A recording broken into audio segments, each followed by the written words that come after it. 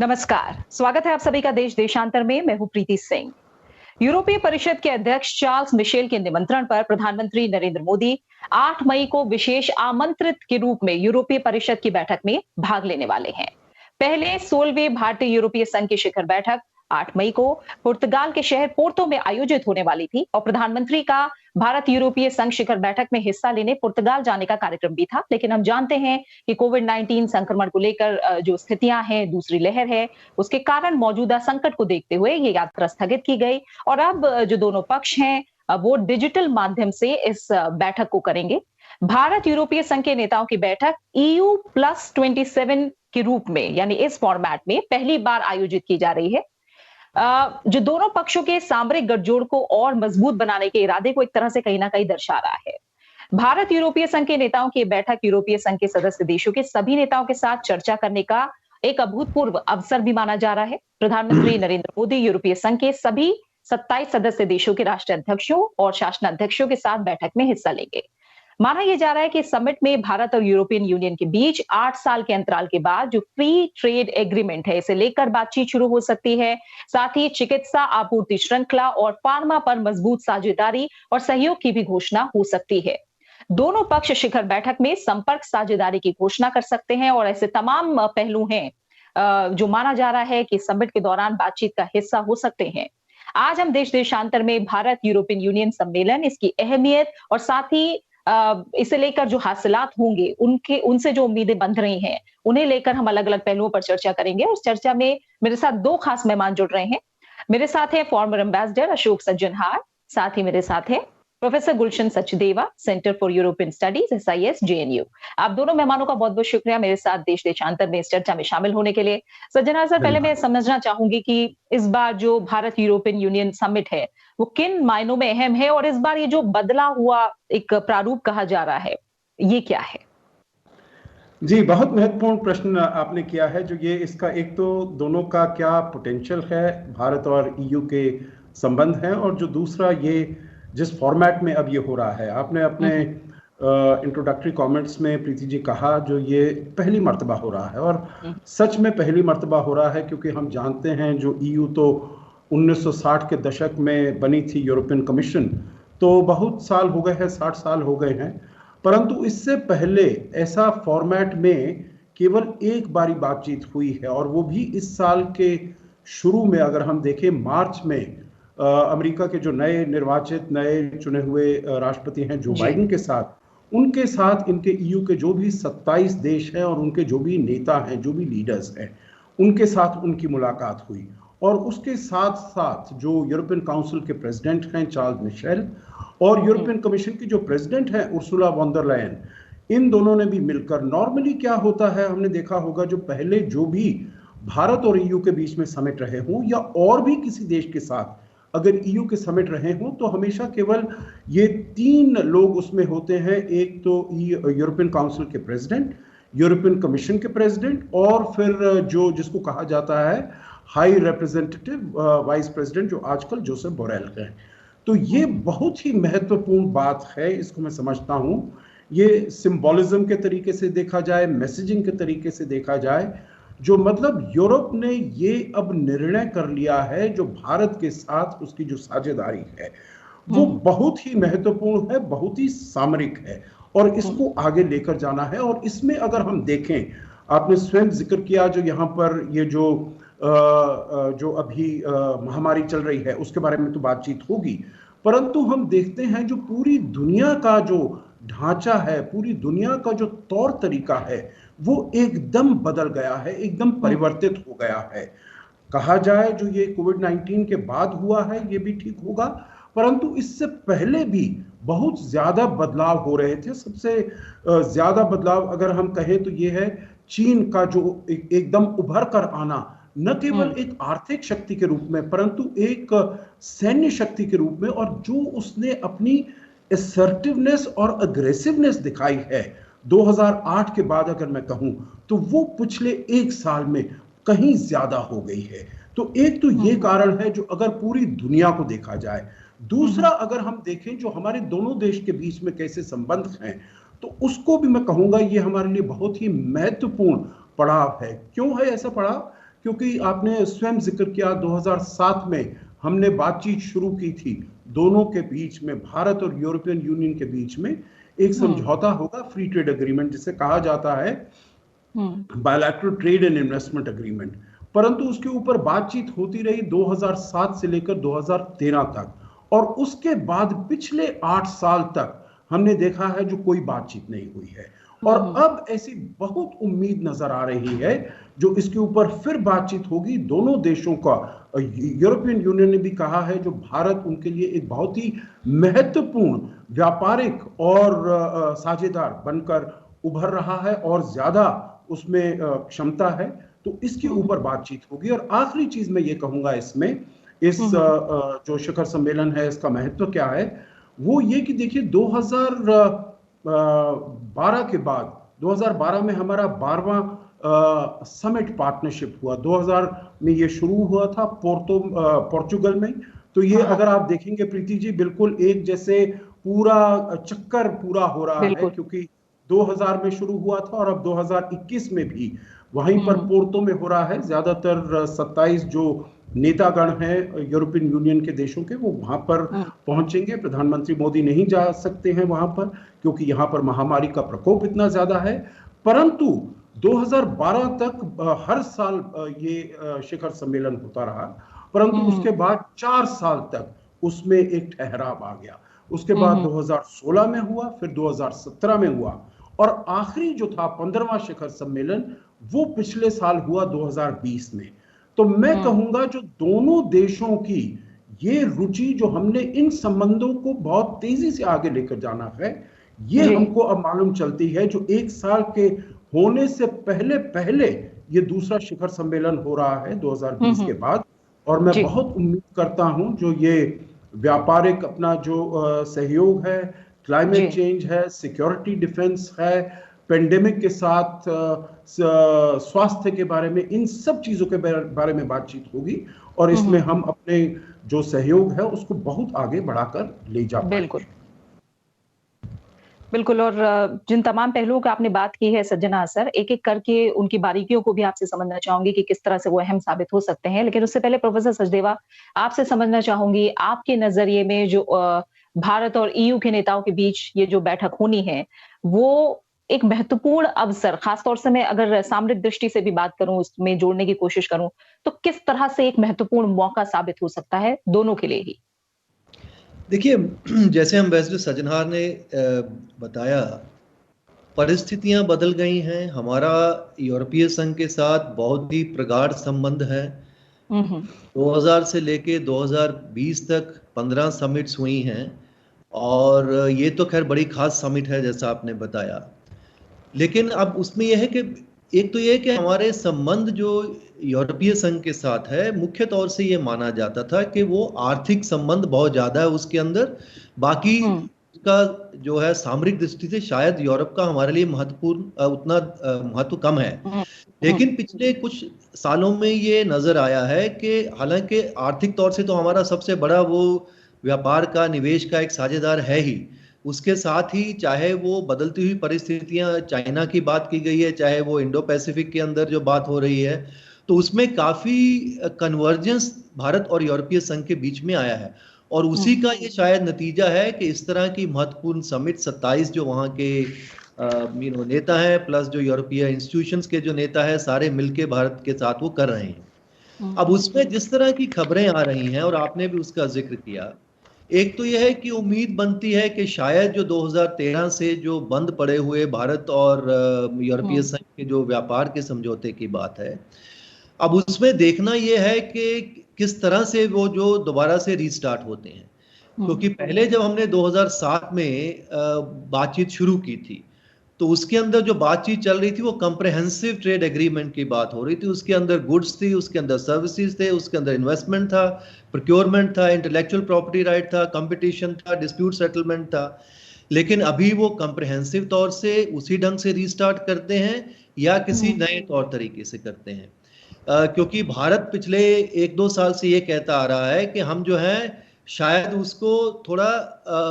Step by step के तरीके से करेंगे, लेकिन यूरोप का तरीका है कि वो कॉम्प्रहेंसिव तरीके से उसको करना चाहेंगे। लेकिन मुझे जो लगता है कि जिस तरह की खबरें आ रही हैं कि शायद उसको अलग से 2-3 तरीके से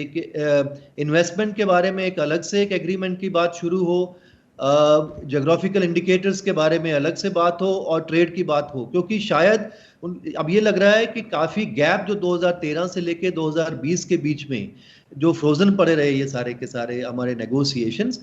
तो वो लेकिन एक बहुत अच्छी बात है कि कम से कम रीस्टार्ट अगर वो होते हैं, चाहे कैसा भी होगा रूप होगा वो कल हमको पता चलेगा। दूसरी बात ये है कि जो आपने जो कनेक्टिविटी साझेदारी की बात की है, वो उसके बारे में काफ़ी पुख्ता खबरें हैं कि एक कनेक्टिविटी के बारे में दोनों देश जो हैं एक साझेदारी के बारे में बात करेंगे, क्योंकि यूरोप एशिया की अपनी कनेक्टिविटी की बात है, उन्होंने पिछले 2 साल से स्ट्रेटजी बनाई हुई है, और पूरे जो यूरेशिया का जो इलाका है उसके अंदर चीन के बेल्ट एंड रोड के संदर्भ में अगर हम देखें, भारत की अपनी एक समझ है, भारत की एक अपना स्ट्रेटजी है पूरी कनेक्टिविटी की, और यूरोपीय संघ ने ऑलरेडी जापान के साथ भी एक अपनी कनेक्टिविटी की साझेदारी पहले बनाई थी, तो उसके बारे में मुझे लगता है कि वो जरूर एक कनेक्टिविटी के बारे में, साझेदारी के बारे में बातचीत की जाएगी। और जो बात है कि कोविड के बारे में, और जैसे अभी हम देखते हैं कि ऑलरेडी काफ़ी 15-16 देश जो यूरोपीय संघ के पहले ही वो भारत की मदद कर रहे हैं, और वैक्सीन के बारे में जो अभी बातचीत चल रही है कि उसके बारे में भी शायद नए जो सारे संदर्भ बन रहे हैं, जैसे प्रेसिडेंट बाइडेन ने जो अभी पेटेंट के बारे में उसको अस्थायी रूप से स्थगित करने की बात की है, तो यूरोपीय देशों के साथ भी उसके बारे में बातचीत हो सकती है। और ऑफ कोर्स इंडो पैसिफिक की स्ट्रेटजी भी यूरोप ने अपनी निकाली है, अभी उसके बारे में काउंसिल्स के गाइडलाइंस आए हैं, फुल स्ट्रेटजी अभी आने वाली है, तो ये काफी हैं महत्वपूर्ण। हम दोनों, यूरोप हमारे लिए बनता जा रहा है, हम भारत के लिए बन गए, हम यूरोप के लिए महत्वपूर्ण बन गए, ये पूरे तरीके से दोनों ने समझ लिया है। लेकिन अब उसको, इस बात को किस ढंग से क्रियान्वित करके उसको मतलब हम उसको किस ढंग से ऑपरेशनलाइज करेंगे इन सब चीजों को। ट्रेड के अंदर सबसे बड़ी महत्वपूर्ण बात है कि अगर रीस्टार्ट हो जाते हैं हमारे, तो कम से कम एक बहुत बड़ा मुद्दा जो काफी चीजों से चुभ रहा था कि भारत का सबसे बड़ा साझेदार है, और भारत जिस ढंग से वैसे भी पिछले 3-4 साल से कोई बहुत मेजर हमने कोई ट्रेड एग्रीमेंट किसी के साथ किया नहीं था, आरसेप से भी हम थोड़ा पीछे हट गए थे, तो एक नई दिशा भारत की एक व्यापार नीति को भी देगी अगर हम दोबारा से एक बड़े यूरोपीय संघ के साथ एक दोबारा से रीस्टार्ट अगर हम नेगोशिएशंस करते हैं। जी बिल्कुल। अगर सज्जना सर, अब एक एक करके अगर मैं समझना चाहूं, क्योंकि सबसे ज्यादा चर्चा जो हो रही है वो एफटीए की ही हो रही है, और कहा जा रहा है कि एक लंबे अंतराल के बाद हो सकता है माहौल पॉजिटिव बने, इसे लेकर सकारात्मक बातचीत आगे हो। और अगर हम देखें तो यूरोपियन यूनियन के साथ $90 बिलियन का हमारा व्यापार है। अब भारत के साथ एफटीए समझौता यूरोपियन यूनियन जाहिर तौर पर करना चाहता है। किस तरह की चिंताएं भारत की तरफ से अब तक रही हैं, और क्यों अब उम्मीद जगी है कि ये जो चिंताएं हैं वो हो सकता है दूर हो और इस समझौते पर एक कदम आगे बढ़ेंगे? आपने बिल्कुल ठीक कहा है। देखिए, $90 बिलियन तो हमारा ट्रेड इन गुड्स है, उसके अलावा हमारा करीब $50 बिलियन है ट्रेड इन सर्विसेज। तो इन दोनों को अगर मिला लिया जाए तो फिर $140 बिलियन के आसपास हमारा दो तरफा व्यापार बनता है गुड्स और सर्विसेज में मिलाकर। तो उस हिसाब से अगर देखा जाए तो यूरोपियन यूनियन दूसरे नंबर पर आता है, क्योंकि एक पहले नंबर पर करीब $148 बिलियन पर अमेरिका आता है। परंतु फिर भी अगर निवेश के हिसाब से देखा जाए तो करीब $90 बिलियन यूरोपियन यूनियन का निवेश है भारत में, और भारत का भी कुछ ज्यादा कम नहीं है, करीब $60-65 बिलियन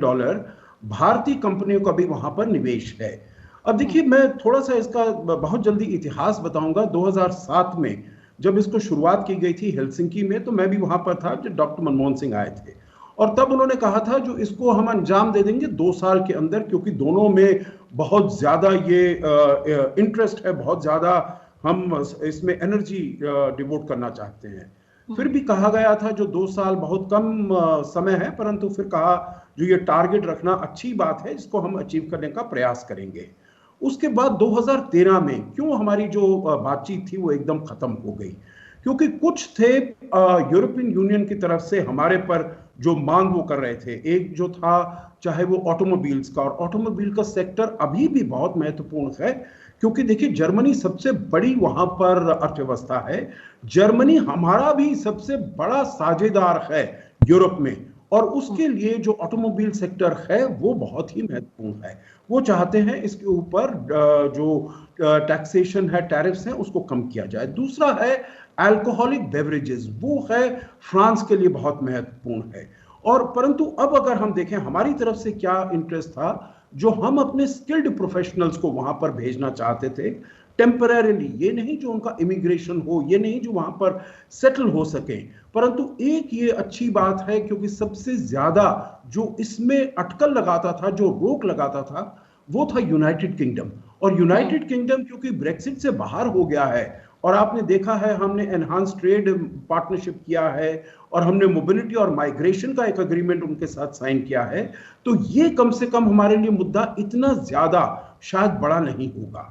तीसरी बात प्रीति जी मैं ये कहूंगा, जो अब जो काफी सारे मुद्दे हैं वो नए मुद्दे भी आ गए हैं। जैसे आजकल हम देख रहे हैं रेजिलिएंट सप्लाई चेन्स की बात हो रही है, डेटा प्राइवेसी की बात हो रही है, डेटा सिक्योरिटी की बात हो रही है, ई कॉमर्स की बात हो रही है, एआई की बात हो रही है, 5G की बात हो रही है, टेक्निकल स्टैंडर्ड्स की बात हो रही है। तो मैं ये कहना चाहूंगा जो जो मुद्दे पहले थे वो थोड़े से बदल भी गए हैं, परंतु ये सब सोचते हुए भी पिछले साल जो बातचीत हुई थी जुलाई में जब समिट हुआ था प्रीति जी, तब दोनों साइड ने ये डिसाइड किया था जो एक high level group on trade and investment उसको सेटअप किया जाए। और ये बड़ी अच्छी बात है जो वो सेटअप हुआ। हमारी तरफ से पीयूष गोयल जी और उनकी तरफ से वादिम दोम्ब्रोवस्किस जो कि कमिश्नर हैं ट्रेड के, जब मैं लातविया में राजदूत था तो वहां के प्रधानमंत्री थे। पहली उनकी मुलाकात हुई फरवरी में, दूसरी मुलाकात उनकी वर्चुअली हुई 29 अप्रैल को। और इससे मेरे विचार से ये मुझे जान पड़ता है जो हमने काफी आगे तक का फैसला तय कर लिया है, कुछ अंडरस्टैंडिंग हो गई है, कुछ समझ हो गई है जो हम इसको आगे कैसे ले जाएंगे। आखिरी बात इसमें मैं ये कहूंगा, प्रधानमंत्री मोदी की और European Commission President Ursula von der Leyen की बात हुई 2 तारीख को, इस सोमवार को, और उसके बाद उर्सुला वॉन डर लेयन ने एक ट्वीट किया जो मुझे बहुत इससे स्फूर्ति मिलती है, मुझे बहुत इससे आशा बनती है जो हम ट्रेड और इन्वेस्टमेंट एग्रीमेंट को हम आगे ले जाने में कामयाब होंगे, सफल होंगे। आखिरी चीज इसमें यह है, बहुत अब यह भी कहा जा रहा है, जो अगर हम एक full fledged bilateral trade investment agreement अगर नहीं भी कर पाए तो कम से कम एक लिमिटेड ट्रेड डील जिसमें कि जिसे कहा जाता है लो हैंगिंग फ्रूट, जिसके ऊपर समझौता है और जिसको हम आगे ले जा सकते हैं, वो शायद इसके ऊपर निर्णय लिया जाए और आगे के महीनों में उसके ऊपर बात की जाए। जैसे आपको याद होगा जो हम लिमिटेड ट्रेड डील अमेरिका के साथ भी बात कर रहे थे, परंतु मेरे विचार से दोनों में, यूरोपियन यूनियन में भी और भारत में, दोनों में बहुत ज्यादा इंटरेस्ट है जो इस डील को हम जल्दी से जल्दी इसको पूरा करें और इसको कार्यान्वित करें। प्रीति जी। बिल्कुल। प्रोफेसर सचदेवा, ठीक है, हम ट्रेड की जब बात कर रहे हैं उससे अगर हम अब थोड़ा सा और आगे बढ़ें, क्योंकि जैसा आप दोनों ने ही इस बात को बोला कि कोविड महामारी इस समय सबसे बड़ा संकट पूरी दुनिया के सामने कोविड महामारी है, और भारत में जो इसे लेकर फिलहाल हालात हैं वो जाहिर तौर पर चिंताजनक हैं। इस पहलू को लेकर आपको क्या लगता है, किस तरह के और कदमों की चर्चा इस समिट के दौरान हो सकती है, और किस तरह की मदद आपस में ही अगर हम सहयोग की बात करें तो इसे लेकर किस तरह की नई पहल, नए कदम के बारे में हम उम्मीदें लगा सकते हैं? देखिए, कोविड के चलते तो जितनी सारी पहली जो भी परिस्थितियां थी वो बिल्कुल बदल गई हैं। पहले यूरोप बहुत बड़े बुरे तरीके से घिरा हुआ था कोविड से, अभी भी घिरा हुआ है, लेकिन भारत निश्चित तौर से अभी बहुत बुरे दौर से गुजर रहा है। तो उसकी एक परछाई पूरी समिट के ऊपर जरूर रहेगी। और अभी जो सिचुएशन है भारत की, उसके अंदर सबसे पहले तो यह है कि यूरोप का आप देख लीजिए कि यूरोप के सारे देश और यूरोपियन संघ, वो एक बहुत बड़ा उनका एक इंफ्रास्ट्रक्चर है जिसमें वो पूरी दुनिया में काफ़ी मदद वो पहुंचा सकते हैं। वो हमने देखा कि अभी पिछले 1 हफ्ते 10 दिन के अंदर ही काफ़ी मदद यूरोप के देशों ने यहाँ पे पहुंचाई है, और मुझे लगता है कि और भी पहुंचाने का उसके अंदर बहुत कैपेसिटी है। तो हमको उसका फ़ायदा ले लेना चाहिए, क्योंकि अभी हमारी स्थिति अच्छी नहीं है और यूरोप के अंदर वो उस तरह की कैपेसिटी है, उस तरह की टेक्नोलॉजी है, उस तरह की मशीनें हैं, ऑक्सीजन है, दवाइयाँ, तो वो तुरंत उसका एक फायदा होगा, उसके बारे में कुछ अनाउंसमेंट वगैरह भी हो सकती है। लंबे समय में बात यह है कि दोनों यूरोप के अंदर भी काफ़ी कैपेसिटी उनकी बनाने की है, वैक्सीन की भी और हमारी भी यहाँ पे है। उसके अंदर अब ये है कि, और ख़ास तौर से जैसे मैंने पहले बताया कि प्रेसिडेंट बाइडेन ने बोला है कि वो जो पेटेंट वगैरह को अस्थायी अभी उसको छोड़ रहे हैं, तो उसमें हालांकि यूरोप में कुछ देशों में कुछ मतभेद है, चांसलर मर्कल अभी उसके हक में नहीं है, लेकिन मुझे लगता है कि यूरोप के बाकी देश जो हैं वो शायद इसके बारे में धीरे मान जाएंगे और ये बातचीत का एक मुद्दा समिट के टाइम भी हो सकता है। तो ये दोनों भारत और यूरोपीय संघ के देश, यहाँ की दोनों की जो अपनी अर्थव्यवस्था है, दोनों की जो कैपेसिटी है, दोनों मिलके ना सिर्फ यूरोप और भारत की अपनी समस्या से सुलझ सकते हैं, बल्कि और तीसरी दुनिया के बहुत से देशों को भी ये मदद पहुंचा सकते हैं। तीसरी बात ये है कि दोनों ही अर्थव्यवस्थाएं, भारत की भी और यूरोप की भी, बुरे तरीके से प्रभावित हैं कोविड के संदर्भ में, इन दोनों के पूरी दुनिया की अर्थव्यवस्थाएं, और उसके बारे में कैसे दोनों समझ बना सकते हैं, कैसे इंटरनेशनल इंस्टीट्यूशंस के अंदर दोनों एक साथ मिलकर काम कर सकते हैं, बायलैटरली कैसे काम कर सकते हैं, वो सारी चीजें मुझे लगता है कि दोनों देश काफी इसके बारे में सजग हैं और इसके बारे में बातचीत वो तैयार करेंगे। और जहां तक मुझे लगता है कि ट्रेड की बात है, वैसे तो सज्जनहार जी ने पूरी उसका बैकग्राउंड दिया, लेकिन मुझे जो लगता है कि यूरोपीय संघ जो है, जहां तक मेरी समझ है, वो कोई भी कॉम्प्रिहेंसिव एग्रीमेंट के बिना किसी के साथ एग्रीमेंट करते नहीं अभी तक, तो अनलेस को इंडिया के बारे में कोई अलग से उनकी समझ बने, तो वो कॉम्प्रिहेंसिव एग्रीमेंट या तो उसी के बारे में वो पूरी बातचीत शुरू होगी, और ये हो सकता है कि शायद वो इन्वेस्टमेंट के लिए एक अलग से एग्रीमेंट की बात होनी अब शुरू हो जाए, जैसे कि उन्होंने चीन के साथ इन्वेस्टमेंट का एग्रीमेंट किया है, या फिर चीन के साथ उन्होंने अभी पिछले साल वो भी एक लागू किया है ज्योग्राफिकल इंडिकेटर्स का। तो अगर मुझे लगता है कि ये यूरोप के देशों को लग रहा है कि हम 8 साल के बाद भारत के साथ जो दोबारा से रीस्टार्ट नेगोशिएशंस कर रहे हैं, और निश्चित तौर से ये नेगोशिएशन आज अगर शुरू होंगे तो इसके बारे में टाइम लगेगा उसको कंक्लूड होने के लिए, क्योंकि 2007 से लेके 13 तक करते रहे, किसी नतीजे पे नहीं पहुंचे, 8 साल बीच में गैप हो गया, परिस्थितियां बदल गई, ब्रेक्सिट हो गया, बहुत कुछ बदल गया दुनिया के अंदर, तो नए सिरे से वो अब जो नेगोशिएशन स्टार्ट होंगे, और नए सिरे से जो नेगोशिएशन जब स्टार्ट होते हैं तो उसके बारे में कई साल लगने वाले हैं उसको कंक्लूड होने के लिए। लेकिन मुझे लगता है क्योंकि हमने सारे यूरोप के, ईयू के देशों के साथ जो है इन्वेस्टमेंट एग्रीमेंट उनके टर्मिनेट कर दिए हैं, और उनकी काफी बड़ा इन्वेस्टर भारत के अंदर है, तो शायद आने वाले 1 आध साल के अंदर एक इन्वेस्टमेंट एग्रीमेंट के ऊपर अगर उनकी समझ बन पाए हमारी और यूरोपीय संघ की, तो एक काफी अच्छा हमारी दोनों के उनके जो हमारे संबंधों के लिए अच्छा होगा। लेकिन ट्रेड एग्रीमेंट्स तो मुझे लगता है उसमें टाइम लगेगा। ये बात अच्छी है कि अभी स्टार्ट हो रहे हैं, स्टार्ट होने के बाद 2-4 साल लगेंगे। इससे पहले भारत में कभी हमने किसी भी ट्रेड एग्रीमेंट की अगर नेगोशिएशन देख लीजिए, हमारा जो एग्रीमेंट 8 साल से कम हमने कोई भी नेगोशिएशन कभी कंप्लीट नहीं किया है, तो अभी नए सिरे से शुरू होंगे, उसमें टाइम लगेगा। और यूरोपीय संघ मुझे लगता है कॉम्प्रिहेंसिव एग्रीमेंट पे ही शुरू करेगा, रादर देन कि वो कोई छोटे, जिस तरह की हमारे मिनिस्टर बात कर रहे थे, हो जाए तो बड़ी अचंभे वाली बात मेरे लिए होगी, लेकिन मुझे लगता है कॉम्प्रिहेंसिव पे करेंगे या अलग अलग करके उन दोनों तीनों को करेंगे। जी बिल्कुल। और इसमें ये जो पहलू है सज्जनहार सर की, जो यूरोपियन कंपनीज हैं उन्हें जो चाइना की कंपनी है उनसे बहुत कंपटीशन का सामना करना पड़ रहा है, और हम देख रहे हैं कि जो यूरोपीय बाजार है उसके बड़े हिस्से पर कहीं ना कहीं जो चाइनीज कंपनी है वो कब्जा कर रही है, और इसे लेकर जो सरकारी टेंडर है ईयू में उनसे भी चीनी कंपनियों को बाहर रखने की एक तरह से पॉलिसी है, ये कोशिश चल रही है। वहीं अमेरिका को लेकर भी कुछ कुछ यही सोच है ईयू की। तो आप मानते हैं क्या कि ये जो पहलू है कि ईयू चाहता है कि वो चीन और अमेरिका के बीच जो पिस जाने की एक तरह से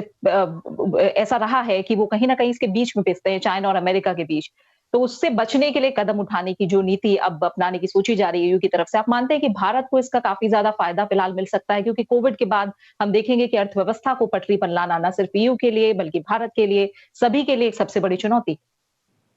बिल्कुल ठीक कह रही हैं प्रीति जी। जो अर्थव्यवस्था को पटरी पर लाना, एक अपने जो नॉर्मल ढर्रा है उस पर लाना बहुत महत्वपूर्ण है, परंतु इसके साथ साथ हमको ये भी ध्यान रखना चाहिए, जो चीन यूरोप के लिए बहुत बड़ा मार्केट है, बहुत बड़ा बाजार है, और इसीलिए आपने देखा होगा जो जर्मनी की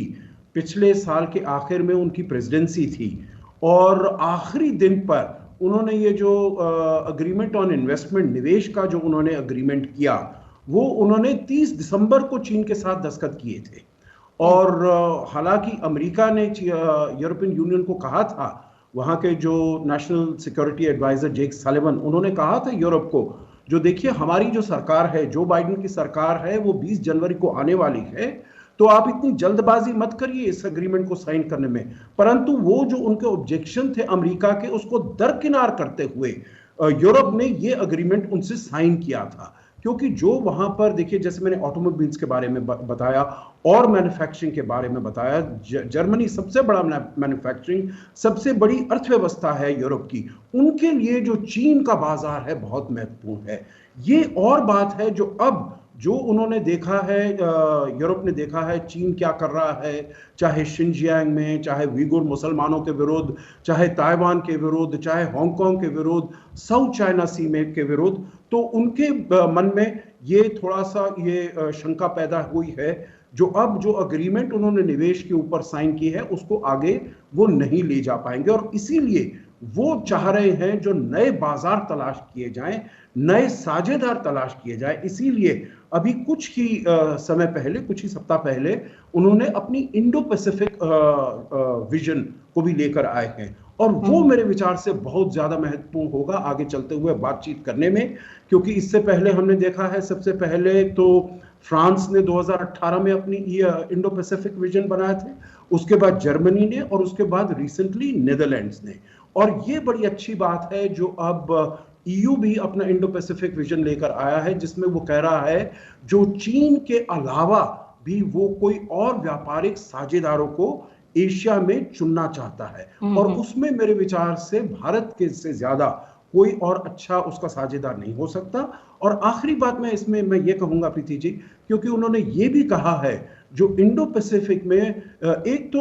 यूरोपियन यूनियन चाहता है जो उसको, जैसे हम बात भी करते रहे हैं, जो हमेशा उसको व्यापार के साथ जोड़कर देखा गया है, परंतु वो एक अपने को जियोपॉलिटिकल प्लेयर भी बनाकर रखना चाहता है और पूरी दुनिया के सामने एज ए जियोपॉलिटिकल प्लेयर आना चाहता है। इसीलिए उसने कहा है जो इंडो पैसिफिक में वो अपने कुछ मैरीटाइम सिक्योरिटी में भी वो कुछ कंट्रीब्यूशन करेगा, वहां पर अपने पोत भेजेगा, अपने जहाज भेजेगा। और इसी के बारे में जो पिछले साल भी और इस साल भी मैरीटाइम सिक्योरिटी एक स्पेशल इशू बनकर आया, मुद्दा बनकर आया है, जिसमें भारत और यूरोपियन यूनियन के बीच में मेरे विचार से बड़ी अच्छी बात होने वाली है। और दोनों को कैसे कन्वर्जेंस मिलता है इस ऐसे मुद्दों पर, चाहे चीन का जो बढ़ता हुआ प्रभाव है, बढ़ता हुआ डोमिनेंस है, इंडो पैसिफिक में कैसे सुरक्षा की जाए, इसके बारे में भी दोनों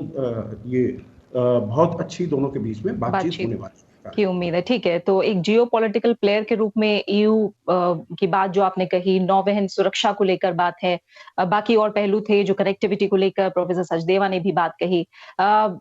इसके अलावा ट्रेड को लेकर हम लगातार बात ही कर रहे हैं। इसके अलावा अगर हम देखें, क्लाइमेट चेंज भी एक बहुत बड़ा मुद्दा है, और कहीं ना कहीं अंतर्राष्ट्रीय संगठनों की जब बात आती है या फिर आतंकवाद की बात आती है, मानवाधिकार उल्लंघन को लेकर भी ईयू और हमारे विचार एक जैसे रहे हैं। बहुत सारे ऐसे और भी पहलू हैं प्रोफेसर सचदेवा जहां भारत के विचार ईयू के साथ बहुत कुछ मिलते हैं। तो आपको क्या लगता है इन तमाम पहलुओं पर भी जो हमारे संबंध है ईयू के साथ, वो क्या पूरी तरह यूटिलाइज हो पाए हैं या अभी भी अंडर यूटिलाइज्ड हैं? इनको लेकर किस तरह की दिशा आपको नजर आ रही है? जो सारे मुद्दे आपने गिने, इन सारे मुद्दों के ऊपर हमारी उनके साथ बहुत गहन बातचीत कई सालों से चल रही है। और जितने आप डिक्लेरेशन देखें, चाहे वो जो अभी पिछले समिट में जो नया रोड मैप 2025 के बारे में रिलीज किया गया था, तो उसमें ये सारे के सारे मुद्दे उसके अंदर जलवायु परिवर्तन से लेके अंतर्राष्ट्रीय आतंकवाद को लेके सारे के सारे मुद्दे उसके अंदर शामिल हैं। ये एक मानी हुई बात है कि यूरोप के जो देश हैं उनकी जो कैपेसिटी है और उनका जो ध्यान है, जलवायु परिवर्तन के मुद्दे हो, चाहे वो सर्कुलर इकोनॉमी हो, चाहे वो ग्रीन इकोनॉमी हो, ग्रीन टेक्नोलॉजीज हो, उसके अंदर बहुत ही बड़ा एक मुहिम चला हुआ है पूरे यूरोप के अंदर। चाहे अगर आप जर्मनी का पूरा एनर्जीवेंडे प्रोग्राम देख लीजिए, कुछ भी, तो इसका मतलब है कि जितनी टेक्नोलॉजी और यूरोप के पास और जितनी कैपेसिटी और जितना उनका ध्यान इस पूरे मुद्दों के ऊपर लगा हुआ है, हमको पूरा उसका फायदा उठाना चाहिए, क्योंकि ये मुद्दे कोई यूरोप के मुद्दे नहीं है, ये पूरे दुनिया के मुद्दे हैं। और हम चाहे हमारे परिस्थितियां अलग हैं, हमारे डेवलपमेंट पैराडाइम्स अलग हैं, लेकिन उसके बावजूद भी ये हमको भी उसी ढंग से ही अफेक्ट करते हैं जैसे यूरोप को करते हैं या किसी भी और दूसरे देश को करते हैं।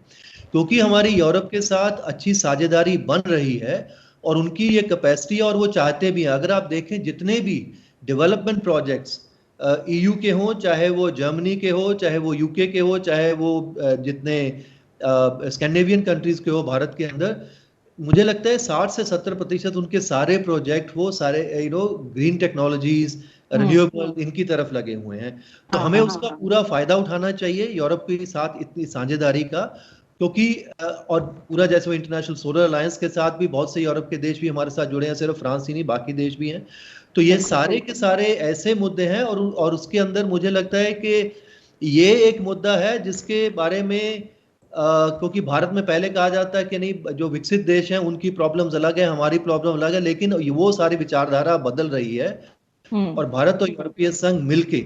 और उन्होंने भी ये माना है क्योंकि जितने सस्टेनेबल डेवलपमेंट गोल्स हैं वो तभी पूरे हो सकते हैं 2030 के, जहां तक ये उनके जो सारे टारगेट्स हैं, अगर भारत जैसे देश के अंदर भी तरक्की होगी और वो ग्रीन सस्टेनेबल डेवलपमेंट होगी। तो उसके अंदर में काफी सीरियसनेस से वो हमारे साथ काम भी करना चाहते हैं और अभी कर भी रहे हैं, बहुत सारे प्रोजेक्ट चल भी रहे हैं। तो इसलिए वो सारे मुद्दे, व्यापार का मुद्दा तो है ही है, उसके साथ साथ ये सारे मुद्दे भी बहुत ही इंपॉर्टेंट है और उनके साथ बहुत हमारी पहले से साझेदारी बनी हुई है और प्रगाढ़ होगी अभी।